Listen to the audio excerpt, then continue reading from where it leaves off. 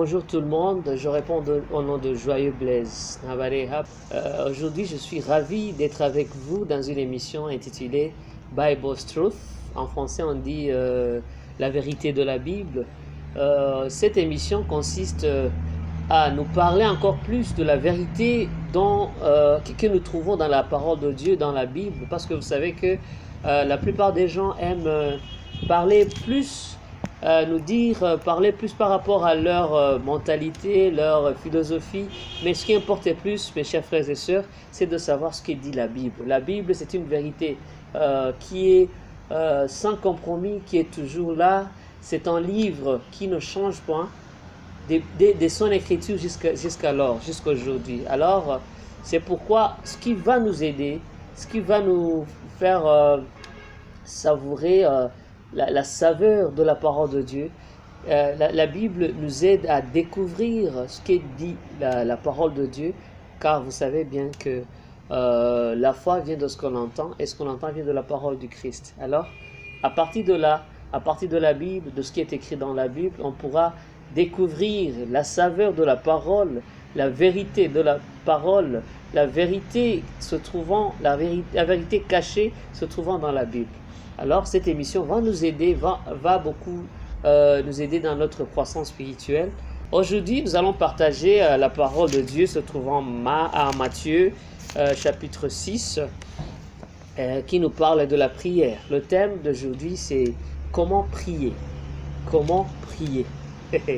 C'est un thème très important, c'est un sujet très important, car vous savez que sans la prière, c'est dur, c'est très difficile de dire qu'on a entendu Dieu. C'est dans la prière qu'on parvient à écouter, à entendre ce que dit notre Créateur, notre Dieu.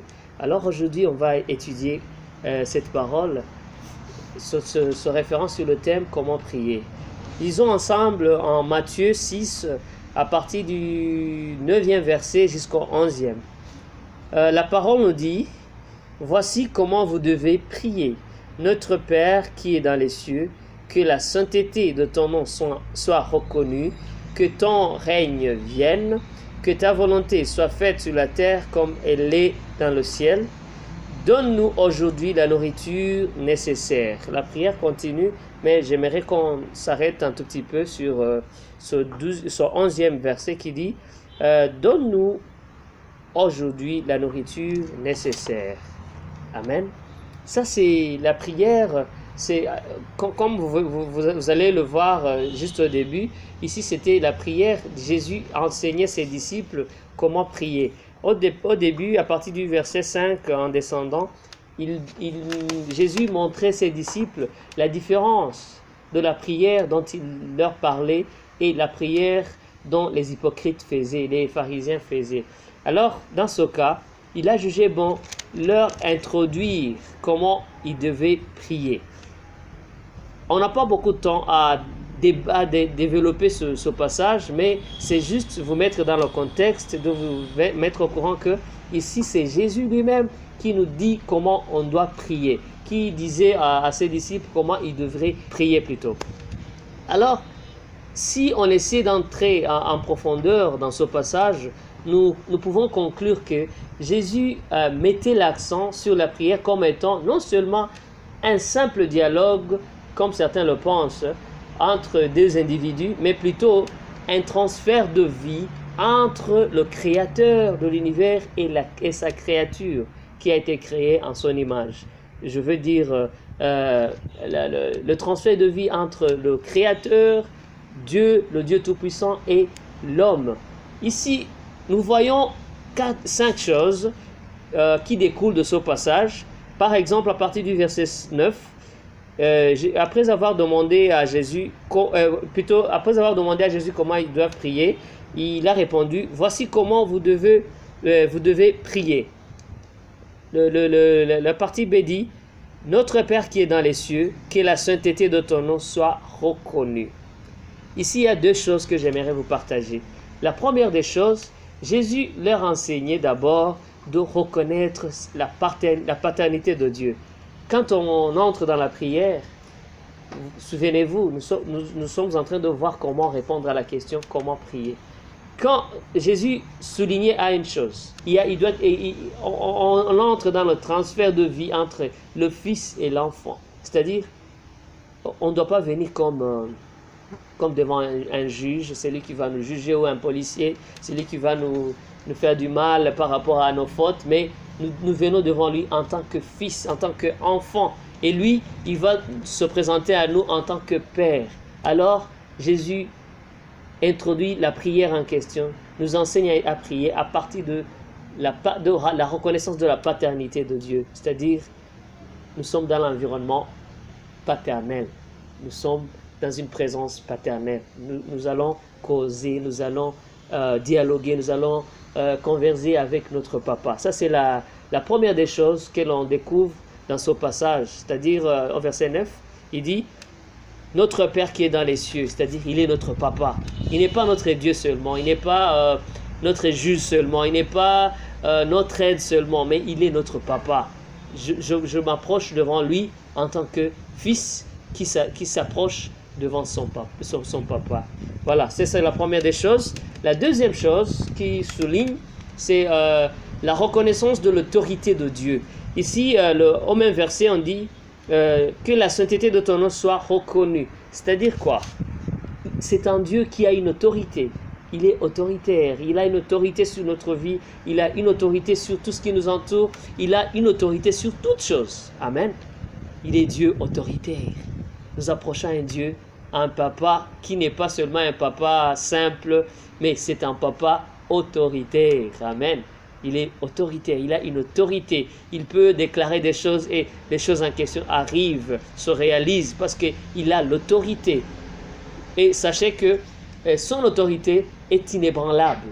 Même les portes de l'enfer ne peuvent rien faire par rapport à son autorité. Notre papa a un pouvoir illimité, a une autorité illimitée.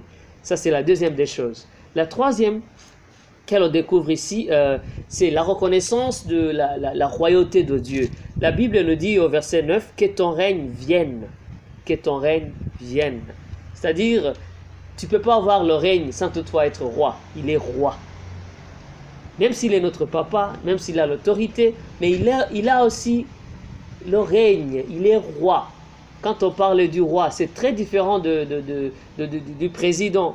Le président, par exemple, quand on doit voter la Constitution, en commun accord avec les députés, en commun accord avec une équipe quelconque avec qui il travaille, mais quand il s'agit d'un roi, sa parole, c'est la loi en question.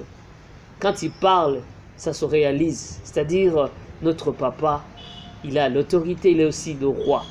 Alors, ici, Jésus nous enseigne à se retrouver dans cet environnement où notre papa est roi. Que ton règne vienne, que ton règne vienne. Pour dire quoi? Ce qu'il va dire par rapport à nous, sur notre vie, ça doit se réaliser parce qu'il est roi. Ça, c'est la troisième des choses, la reconnaissance de la royauté de Dieu. La quatrième chose, on trouve ici même au verset 10, que ton règne vienne, que ta volonté soit faite sur la terre comme elle est dans le ciel. C'est-à-dire, nous devons reconnaître dans notre prière la reconnaissance de la souveraineté de Dieu. Il est souverain, il est un Dieu souverain. Nous venons devant lui, pas seulement lui imposer des choses et dire tu dois faire ceci, Dieu, tu vois, je veux ceci, je veux cela. Non, il est Dieu souverain. On peut lui demander, mais sans toutefois lui imposer. On attend à ce qu'il réponde à notre prière comme il le veut, que sa volonté soit faite sur la terre comme au ciel. Au ciel, les anges ne l'imposent pas, ne disent pas Dieu, tu vois, ça se passe comment, ça doit se faire comme ci ou comme cela. Non, c'est Dieu qui est souverain. Ce qu'il veut, c'est ce qui se passe dans les cieux, dans le ciel. Alors ici même, nous devons reconnaître son autorité. Nous devons reconnaître sa souveraineté. On ne lui impose pas, mais on entend ce qu'il va nous faire, il va nous donner. Parce que vous savez vous-même que il est notre papa. Il sait ce que nous voulons avant que nous le sachions.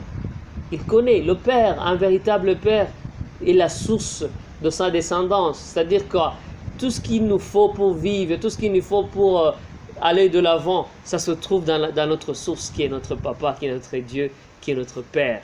Voilà. Et la dernière des choses que l'on trouve ici, c'est la reconnaissance de la pourvoyance de Dieu. La reconnaissance de la pourvoyance de Dieu. Au verset 11, ça dit comment? Donne-nous aujourd'hui la nourriture nécessaire. C'est-à-dire quoi?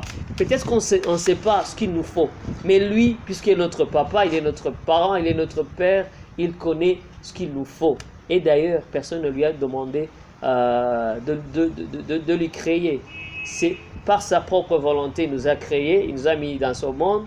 Et par conséquent, il sait ce que nous voulons pour vivre. Alléluia. C'est-à-dire, dans notre prière, nous devons reconnaître sa pourvoyance. C'est lui qui pourvoit à tous notre besoin, à tous les besoins dont on peut en avoir besoin. Alléluia. Voilà. Quand on parle de prier, mes chers frères et sœurs, je m'arrête par là parce que la prière continue, mais juste, j'aimerais m'arrêter jusqu'à ce verset. C'est-à-dire, dans la prière, nous devons savoir que ce n'est pas seulement un dialogue avec notre papa, comme s'il y a quelqu'un qui écoutait à la radio, mais plutôt c'est un échange, c'est un dialogue, mais qui n'est pas simple, comme certains le pensent, mais c'est un transfert de vie. Quand quelqu'un est dans la prière, dans cette présence de Dieu, il doit y avoir des choses qui se passent entre lui et Dieu. C'est-à-dire, il y a un transfert de vie. Personne ne peut sortir comme cela dans cette présence. Donc, nous devons reconnaître sa paternité, la paternité de notre Dieu. Nous devons aussi reconnaître l'autorité de notre papa. Nous devons aussi reconnaître sa royauté. Il est roi, il est roi, il est roi. Il est notre papa qui a une autorité, mais aussi il est roi. Et en plus de ça, nous devons reconnaître sa souveraineté. On ne lui impose pas, mais on attend à ce qu'il fasse sa volonté dans notre vie. Et enfin, nous devons reconnaître sa pourvoyance. Il pourvoit tous nos besoins. Il vous aime. Il connaît ce que vous voulez. Il connaît ce qu'il vous faut. Ne vous en faites pas. Entrez dans la prière en reconnaissant toutes ces choses que je viens d'énumérer et sachez que Dieu nous aime. C'est ça la vérité. Quand la Bible nous parle de la prière, nous devons connaître ces différentes choses. Nous devons savoir avec qui nous avons affaire. Merci, merci. Merci infiniment et que Dieu vous aide et que Dieu vous bénisse abondamment. Je vous aime beaucoup. C'était Pasteur Joyeux Blaise qui était avec vous. À bientôt. Merci beaucoup.